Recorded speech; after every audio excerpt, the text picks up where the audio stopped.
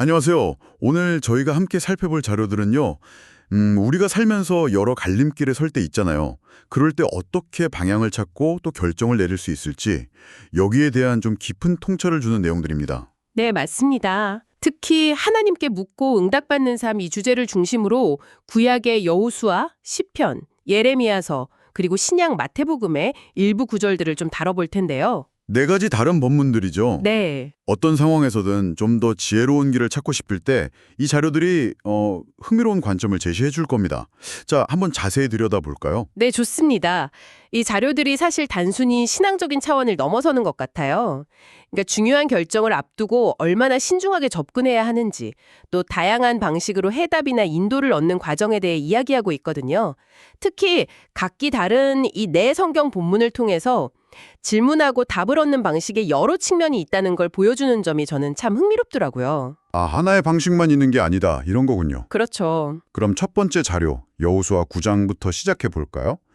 여기서 보면 이스라엘 백성들이 그 기브온 족속에게 좀 속아 넘어가는 이야기가 나오잖아요. 네, 맞아요. 꽤 그럴듯한 이야기에 그냥 넘어가 버리죠. 그래서 덜컥 평화조약을 맺어버리고요. 근데 자료는 그 이유를 아주 명확하게 지적해요.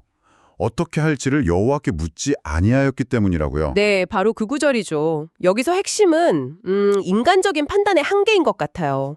당장 좋아 보이는 선택이 항상 최선은 아니라는 거잖아요. 더 높은 지혜나 원칙에 비춰보는 과정. 그러니까 그 묻는 과정이 생략됐을 때 어떤 오류가 생길 수 있는지 경고하는 거죠. 아, 겉보기에 아무리 좋아 보이고 뭐 이득이 될 것 같아도 일단 멈춰서 질문하는 그 태도가 중요하다, 이런 말씀이시죠? 네, 맞습니다. 신중함, 그리고 더 깊은 질문의 필요성을 강조하는 해석이라고 볼 수 있습니다. 그 태도의 중요성이 다음 재료인 시편 140편과 141편에서는 또 완전히 다른 방식으로 나타나는 것 같아요. 네, 그렇죠. 분위기가 확 다르죠. 여기서는 다윗이 적으로부터 위협받는 아주 절박한 상황에서 하나님께 도움과 인도를 구하는 기도를 하잖아요. 여호와여, 악인에게서 나를 건지소서, 내 음성에 귀를 기울이소서 같은 정말 절렬한 외침들이 담겨 있죠. 네, 여호수아의 묻지 않음과는 아주 극명한 대조를 이루죠. 이건 그냥 소원을 비는 걸 넘어서 자신의 상황을 솔직하게 다 털어놓고 인도를 구하면서 기다리는, 그러니까 이게 바로 묻는 행위 그 자체 같아요. 맞습니다. 이 해석은 어려운 상황에 딱 직면했을 때 내 안의 고통이나 질문을 밖으로 표현하고 소통하는 게 얼마나 중요한지를 좀 부각하는 것 같아요. 기도를 통해서 자기 한계를 인정하고 외부의 지혜, 나 도움, 신적인 개입이나 인도를 구하는 아주 적극적인 행위로 보는 관점이죠. 아, 수동적으로 기다리는 게 아니라 능동적인 행위군요. 네, 그렇죠.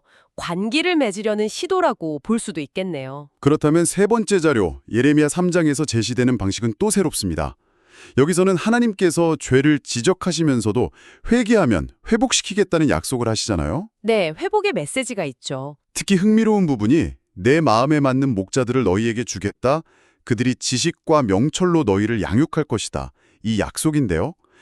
길 잃은 백성에게 올바른 길로 이끌어줄 지도자를 보내주시겠다는 거잖아요. 바로 그 점이 중요합니다. 여기서 묻는 것에 대한 응답이 직접적인 해결책 제시뿐만 아니라 올바른 방향으로 이끌어줄 수 있는 사람이나 자원, 여기서는 목자를 제공하는 방식으로 나타날 수 있다는 걸 보여주거든요. 아, 응답이 꼭 어떤 사건이나 음성 같은 게 아닐 수도 있군요. 네, 지혜나 해답이 때로는 신뢰할 만한 멘토나 공동체를 통해서 주어진다는 해석으로 연결될 수 있는 거죠. 응답의 형태가 참 다양하다는 겁니다. 그렇군요. 필요한 인도를 자원의 형태로 제공받는다. 이것도 참 중요한 관점이네요. 네. 네. 자, 그럼 마지막으로 마태복음 17장의 변화산 사건입니다. 예수님의 모습이 변하고 모세와 엘리야가 나타나는 그 놀라운 광경 속에서 하늘로부터 음성이 들리죠. 네, 아주 극적인 장면이죠. 이는 내 사랑하는 아들이요 내 기뻐하는 자니 너희는 그의 말을 들으라. 이 구절이 나오는데 이 자료는 결국 예수님의 말씀을 듣고 따르는 것, 이게 가장 확실하고 완전한 응답이다 이렇게 강조하는 것 같아요. 네, 맞습니다. 이 해석은 어떤 궁극적인 해답이나 지침이 이미 제시된 핵심 원리나 가르침, 여기서는 예수님의 말씀 안에 있다는 관점이에요. 물론 특별한 현상이나 외부 신호도 의미가 있을 수 있지만 근본적인 진리나 가르침에 귀 기울이고 그걸 삶에 적용하는 것, 이게 묻는 삶의 가장 중요한 응답 방식이라는 점을 부각하는 거죠. 그러니까 우리가 찾아 헤매는 답이 어쩌면 이미 우리 가까이에 그 근본적인 가르침 안에 있을 수 있다는 거군요. 네, 그렇죠. 가장 본질적인 것에 귀 기울이라는 메시지입니다. 자, 오늘 이렇게 4가지 자료들을 쭉 살펴봤는데요. 하나님께 묻는다는 것이 어떤 의미인지 정말 여러 각도에서 볼 수 있었던 것 같습니다. 네, 정말 그랬네요.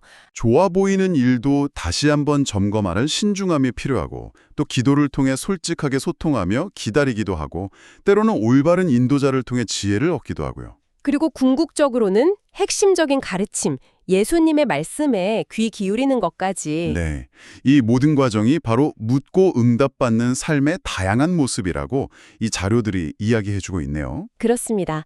결국 이 자료들이 제시하는 핵심은 삶의 모든 순간에 겸손하게 질문하는 자세를 유지하고 또 다양한 방식으로 주어지는 그 인도하심에 마음을 열어두라는 메시지로 요약될 수 있을 것 같아요. 네, 열린 마음이 중요하겠네요. 당신의 삶에서 중요한 결정을 내릴 때 오늘 이야기 나눈 이 묻는 방식들 중에 어떤 것이 가장 와닿으시나요? 한번 생각해 보시면 좋겠습니다. 어쩌면 당신만의 묻고 응답받는 방식은 또 다른 모습일 수도 있겠죠. 그 점을 발견해 나가는 것도 참 흥미로운 여정이 될 것 같습니다. 네, 오늘 함께 나눈 이야기들이 당신의 여정에 작은 도움이 되었기를 바랍니다.